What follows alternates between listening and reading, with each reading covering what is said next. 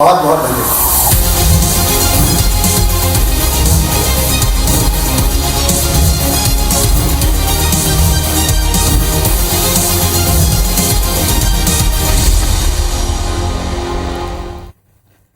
नमस्कार, good evening, बहुत स्वागत है आपका। मैं हूं पुनीत पाठक और आप देख रहे हैं खबरों का महाबुलेटिन न्यूज डिकोड, जिसमें हम लेते हैं हर बड़ी खबर की खबर। तो चलिए शुरू करते हैं आज का न्यूज डिकोड।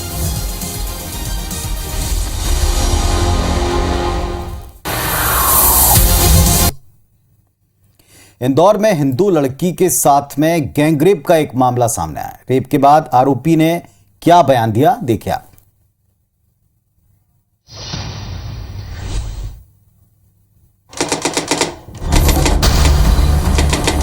हमारे समाज में सब चलता है। हम हिंदू लड़की से संबंध बनाते हैं तो हमें जन्नत नसीब होती है। ये लाइनें उस एफआईआर की हैं जिसे इंदौर में 19 साल की एक लड़की ने दर्ज करवाई है। एफआईआर के मुताबिक पीड़ित के साथ गैंगरेप किया गया। जब उसने मना किया तो एक आरोपी ने ये बात कहने के बाद उसके साथ रेप किया। इंदौर में ही एक दूसरी वारदात हुई, जहां बीती रात खजराना के सबसे बड़े गरबा पंडाल में पहुंचे बजरंग दल कार्यकर्ताओं ने गलत नाम और पहचान बताने पर एक युवक की पिटाई कर दी। जैसे तैसे पुलिस ने युवक को बचाया और थाने ले गई। इसके बाद भी बजरंग दल के कार्यकर्ता गरबा पंडाल के बाहर प्रदर्शन करते रहे। प्रार्थी की रिपोर्ट के आधार पर थाना तुकोगंज में धारा 376 और 376D का अपराध पंजीबद्ध किया गया है, जिसमें फरियादिया जो प्रार्थिया है उसकी मित्रता इंस्टाग्राम पर आरोपी अरबाज के साथ हुई थी। अरबाज से दोनों की मिलने की बात हुई। वहीं उसने परिचय अपने मित्र प्रिंस और अनवर से करवाया। महज 24 घंटे के अंदर मिनी मुंबई में हुई ये दोनों घटनाएं कई सवाल उठा रही हैं।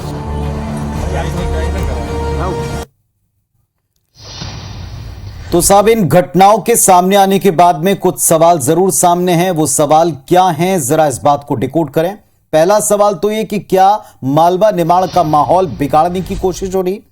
दूसरा सवाल ये कि क्या इंदौर कट्टरपंथियों का एक इजी टारगेट बन गया है। तीसरा सवाल ये कि क्या सिमी के खात्मे और पीएफआई की धरपकड़ के बाद इंदौर में कोई स्लीपर सेल काम कर रही है। चौथा सवाल, क्या युवाओं को भड़काने की साजिश पर काम किया जा रहा है। उपद्रवी संगठन 5 इस तरह के काम में लिप्त हैं, क्या इन सब की पड़ताल हुई। पांचवा और अहम सवाल, क्या उकसाने वाली कार्रवाई एक सोची समझी साजिश का हिस्सा है। वजह चाहे जो हो, लेकिन इस वक्त हर स्तर पर अतिरिक्त अलर्ट रहने की जरूरत है, प्रशासन को भी और आपको, हमको भी। चलिए अब आज की दूसरी सबसे अहम खबर पर आते हैं। स्वच्छता में आज इंदौर ने सिक्सर जलाया।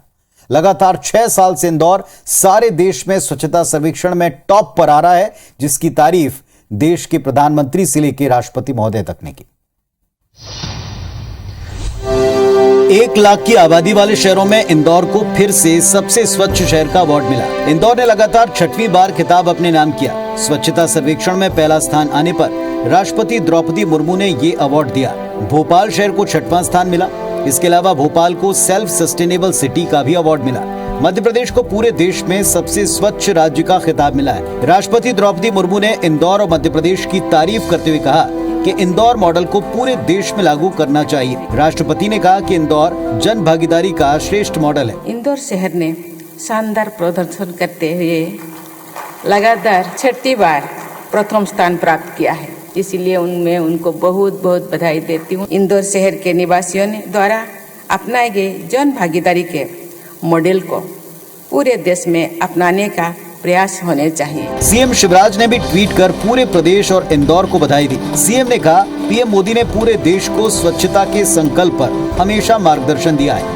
वहीं अगर छत्तीसगढ़ की बात करें तो स्वच्छता सर्वेक्षण में दूसरे नंबर पर छत्तीसगढ़ रहा, जबकि मध्य प्रदेश से ज्यादा अवार्ड छत्तीसगढ़ को मिले। 5 और 3 स्टार रेटिंग में छत्तीसगढ़ बहुत आगे। पाटन को ईस्ट जोन में प्रथम स्थान मिला है। तो उपलब्धियों का बखान होना ही चाहिए, और जिसकी उपलब्धि बड़ी हो जरूर उसे फॉलो करना चाहिए, कम से कम स्वच्छता के मामले में।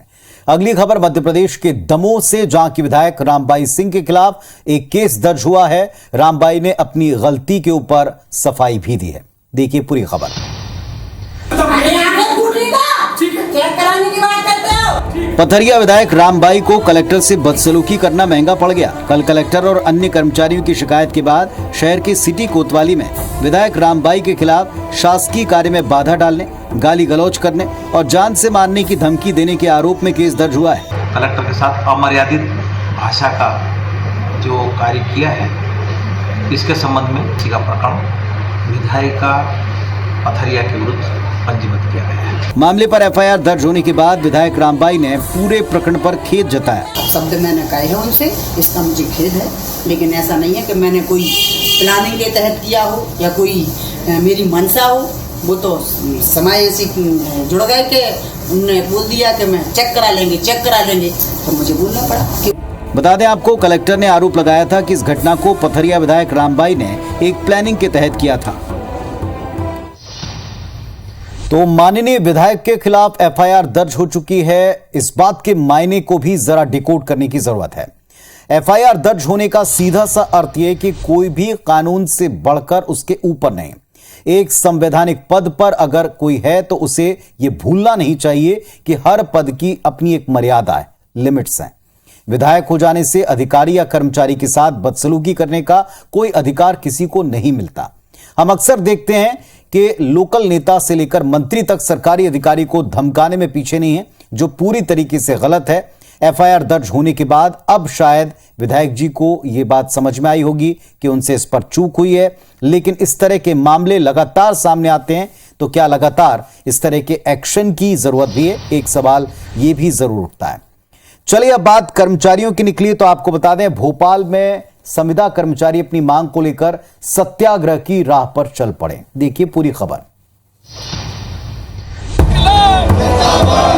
मध्य प्रदेश के संविदा कर्मचारी गांधी जयंती के पहले सत्याग्रह का रास्ता अख्तियार कर चुके हैं। मध्य प्रदेश संविदा कर्मचारी अधिकारी महासंघ के आह्वान पर संविदा कर्मचारियों ने चरणबद्ध आंदोलन शुरू किया है। पहले चरण में कर्मचारियों ने सत्याग्रह कर दांडी मार्च निकाला। इस दौरान कर्मचारियों ने नियमितीकरण समेत वेतन बढ़ाने की मांग की। इस सत्याग्रह में प्रतीक स्वरूप गांधी जी भी प्रदर्शनकारियों के साथ दिखे। कर्मचारियों ने मांग पूरी न होने तक चरणबद्ध प्रदर्शन का ऐलान किया है। पूरे प्रदेश के अंदर 1.5 लाख संविदा कर्मचारी चरणबद्ध आंदोलन के तहत आज दांडी यात्रा निकाल रहे हैं, सत्याग्रह कर रहे हैं। हमारी मांग है कि जिस तरह पंचायत कर्मी, शिक्षा कर्मी, गुरुजी और जन अभियान परिषद के संविदा कर्मचारियों को नियमित किया, उसी तरह प्रदेश के सभी संविदा कर्मचारियों को नियमित किया जाना चाहिए।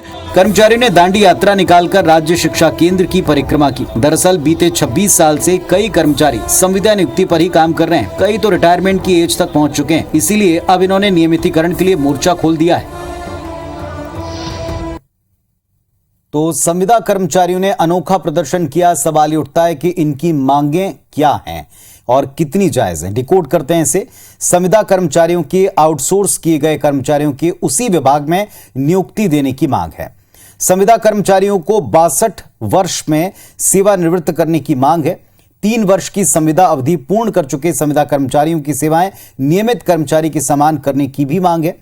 नियमित कर्मचारियों के जैसे सेवा समाप्ति के जो नियम होते हैं उन पर लागू किए जाएं, इस बात की मांग है।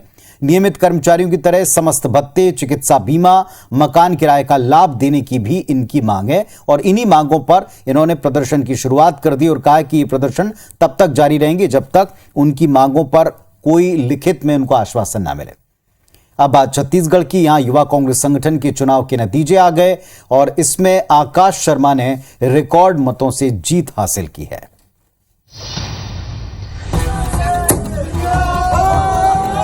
जश्न की ये तस्वीर छत्तीसगढ़ युवा कांग्रेस संगठन चुनाव के नतीजों के बाद की है। इस चुनाव में प्रदेश अध्यक्ष के प्रत्याशी आकाश शर्मा की एक तरफा जीत हुई। आकाश शर्मा को 5,14,374 वोट मिले, जबकि विरोधी मोनू अवस्थी को 1,68,000 वोट मिले। अब दिल्ली में इंटरव्यू के बाद छत्तीसगढ़ युवा कांग्रेस के प्रदेश अध्यक्ष का ऐलान होगा। हालांकि प्राप्त वोटों के आधार पर आकाश शर्मा का प्रदेश अध्यक्ष बनना तय है। पूरे चुनाव परिणाम में आकाश शर्मा को लगभग 5,41,000 वोट मिले हैं। मोनू अवस्थी को 1,68,000 और मानस पांडे 6,600 वोटों के साथ प्रदेश अध्यक्ष पद के प्रत्याशी हैं, जिनका निर्णय केंद्र की जो हमारी यूथ कांग्रेस की कमेटी है वो इंटरव्यू के बाद करेगी। युवा कांग्रेस के संगठन चुनाव में प्रदेश पदाधिकारी के तौर पर 150 और 41 जिला और शहर अध्यक्ष के तौर पर निर्वाचित हुए। छत्तीसगढ़ युवा कांग्रेस का चुनाव इस साल ऑनलाइन माध्यम से हुआ था। और अगली खबर भी छत्तीसगढ़ की है। भिलाई के कपसदा में एक परिवार के 4 लोगों की हत्या का रिकॉर्ड टाइम में पुलिस ने खुलासा किया और इसमें जो खुलासा है वो चौंकाने वाला। प्रेमिका के लिए मोहिनी मंत्र की चाहत में छोटे भाई ने अपने दोस्तों के साथ मिलकर अपने बड़े भाई के पूरे परिवार का कत्ल कर दिया।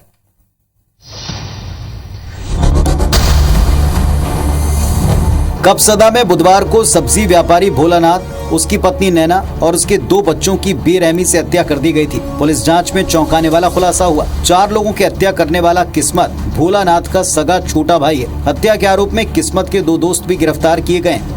तो कहीं ना कहीं चॉप वुंड और 3 तरह के वुंड मिले, चॉप वुंड, स्टैब वुंड और इंसाइज वुंड, जो दिखाता है कि तीनों लोगों ने चारों बॉडी को निर्ममता से मारा है। दरअसल मृतक भोलानाथ और आरोपी भाई किस्मत का एक ही लड़की के साथ अवैध रिश्ता था। कुछ महीनों से लड़की किस्मत से दूरी बनाने लगी थी। किस्मत हर हाल में उस लड़की को पाना चाहता था। इसके लिए किस्मत को मोहिनी मंत्र और पैसों की जरूरत थी, जिसके लिए बुधवार की रात आरोपी ने हत्याकांड को अंजाम दिया। ये उड़ीसा जाके एक मोहिनी मंत्र वहाँ पे भवानीपट्टनम में ये करा करते थे, जिससे कि मंत्र उच्चारण के बाद कोई भी लड़की उनके वश में आ जाती थी, ऐसा इनका मानना था। पहले भी ये 3-4 बार ये मोहिनी मंत्र कर चुके थे, जिसमें इनको 15 से 16 हजार का खर्चा आता था। जांच के दौरान पुलिस ने कॉल डिटेल खंगाली तो ओडिशा के एक आरोपी का कनेक्शन सामने आया और फिर सारी कड़ियां जुड़ती चली गईं। तो ये एक ऐसा केस था कि जिसने पूरी कानून व्यवस्था तक पर सवाल उठाए थे, लेकिन आखिरकार 30 घंटे के भीतर पुलिस ने जघन्य हत्याकांड का खुलासा कर दिया है। इस पूरे घटनाक्रम के कुछ सबक हैं जिनको हमको जरूर याद करना चाहिए। इसे डिकोड करते हैं। कहावत है कि बोया पेड़ बबूल का तो आम कहां से होए। इस वारदात के पीछे सबसे बड़ी वजह अवैध संबंध था।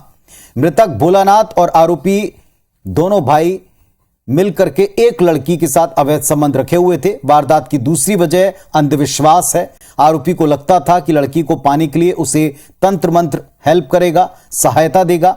उनको लगता था, ऐसा पहले भी हुआ, लड़की पर वशीकरण करने के लिए तांत्रिक का सहारा लेना चाहते थे। इसके लिए आरोपी को पैसों की आवश्यकता थी।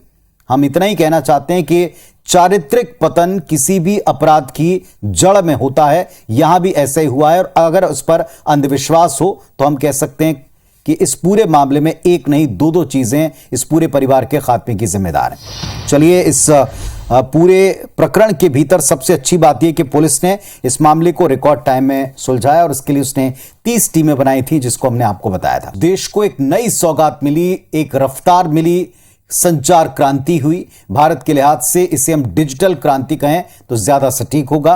5G की शुरुआत हुई। मौजूदा दौर भारत के लिए डिजिटल क्रांति का दौर है। आज से इंडिया का 5G युग शुरू हो चुका है। प्रधानमंत्री नरेंद्र मोदी ने आज दिल्ली में इंडिया मोबाइल कांग्रेस का उद्घाटन किया। इस दौरान पीएम मोदी ने देश में 5G सर्विसेज को लॉन्च किया। इसके बाद से आज देश के 13 शहरों में 5G सेवा शुरू हो गई है। एयरटेल ने वाराणसी और जियो ने अहमदाबाद के एक गांव से 5G की शुरुआत की। 5G के उद्घाटन के बाद प्रधानमंत्री मोदी ने देशवासियों को बधाई दी। आजादी के अमृत महोत्सव के इस ऐतिहासिक कालखंड में 1 अक्टूबर 2022 ये तारीख इतिहास में दर्ज होने वाली है। दरअसल डिजिटल क्रांति के दौर में बैंकिंग, शॉपिंग से लेकर एजुकेशन और हेल्थ सेक्टर तक काफी कुछ इंटरनेट पर आधारित है। ऐसे में 5G सर्विसेज शुरू हो जाने से देश में काफी कुछ बदलेगा। 5G सर्विसेज से तेज इंटरनेट स्पीड मिलेगी, जो मौजूदा 4G से करीब 10 गुना ज्यादा होगी। इस टेक्नोलॉजी से वर्चुअल रियलिटी की दुनिया रियलिटी के काफी करीब हो जाएगी। तो अभी तो केवल 13 शहरों की सूची आई है जहां पर ये सर्विस शुरू हो गई, लेकिन आप भी तैयार हो जाइए, आपके शहर में भी 5G सर्विस बहुत जल्द आएगी।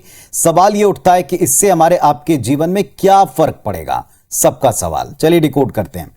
5G का उद्देश्य है इंटरनेट की स्पीड को कई गुना बढ़ा देना। अभी करीब 70 देशों में पूरी तरह या आंशिक तौर पर 5G सर्विसेज मिल रही हैं। इनमें सबसे तेज की स्पीड दक्षिण कोरिया में दर्ज की गई, जो करीब 1 GB प्रति सेकंड की है।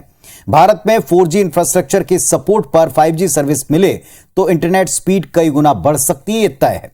अभी भारत में इंटरनेट की औसत स्पीड 14 MB प्रति सेकंड की है। अभी वीडियो कॉल पर जिस तरह बीच बीच में वीडियो अटकता है, ब्रेक होता है, बफरिंग होती है, गायब हो जाता है, वो लेटेंसी कम होने की वजह से होगा। यदि दक्षिण कोरिया की 1 Gbps की टॉप स्पीड की आधी अगर हम कर दें, 500 Mbps की स्पीड भी भारत में मिलती है, तो 2 GB की एक मूवी 4 सेकंड में डाउनलोड होकर आपको मिल जाएगी। यही नहीं, यदि कोई मूवी ऑनलाइन स्ट्रीम करते हैं तो बिना बफरिंग के स्मूथ स्ट्रीमिंग का आप मजा ले पाएंगे। इसके अलावा भी कई और रफ्तार से जुड़े काम आप कर सकते हैं, जैसे जब आप शॉपिंग करें, ऑनलाइन शॉपिंग के दौरान भी कई बार जब आपको चूक जाना पड़ता है तो वो भी आप कर सकते हैं, लेकिन इन सारी सेवाओं के लिए थोड़ा इंतजार अभी और। चलिए, बात भारत में पाकिस्तान सरकार के ट्विटर अकाउंट को 25 दिन के भीतर दूसरी बार बंद कर देने की पूरी वजह जानिए रिपोर्ट में। इस स्क्रीनशॉट को देखिए, आपको समझ आ रहा होगा कि ट्विटर का ये अकाउंट ब्लॉक हो चुका है। आप सोच रहे होंगे हम आपको ये तस्वीर क्यों दिखा रहे हैं। दरअसल ये ट्विटर अकाउंट पाकिस्तान सरकार का है, जिसे भारत में बंद कर दिया गया है। मतलब ये कि अब भारत में पाकिस्तान सरकार का ट्विटर अकाउंट नहीं खुलेगा। भारत सरकार की कानूनी मांग के बाद ट्विटर इंडिया ने कदम उठाया। बता दें, हाल ही में PFI पर 5 साल के बैन के विरोध में पाकिस्तानी दूतावास की तरफ से ट्वीट किया गया था। सोशल मीडिया पर पाकिस्तान के कनाडा स्थित दूतावास ने इस कार्रवाई पर भारत का विरोध किया और PFI के समर्थन में बातें कही थी। माना जा रहा है इसी वजह से भारत में पाकिस्तान सरकार का आधिकारिक ट्विटर अकाउंट बैन किया गया। तो न्यूज डिकोड में आज के लिए बस इतना ही। एक तो वीकेंड है, ऊपर से नवरात्रि का मौका चल रहा है, आपकी अपनी कई सारी प्लानिंग होगी, भरपूर एंजॉय कीजिएगा। लेकिन याद रखिएगा, कल संडे स्पेशल एडिशन है और इसमें बड़े प्रमुख बिंदुओं पर डिटेल में जानकारी आपको देंगे। तो अपना वीकेंड एंजॉय कीजिए और संडे स्पेशल एडिशन जरूर देखिए। नमस्कार, शुभ रात्रि।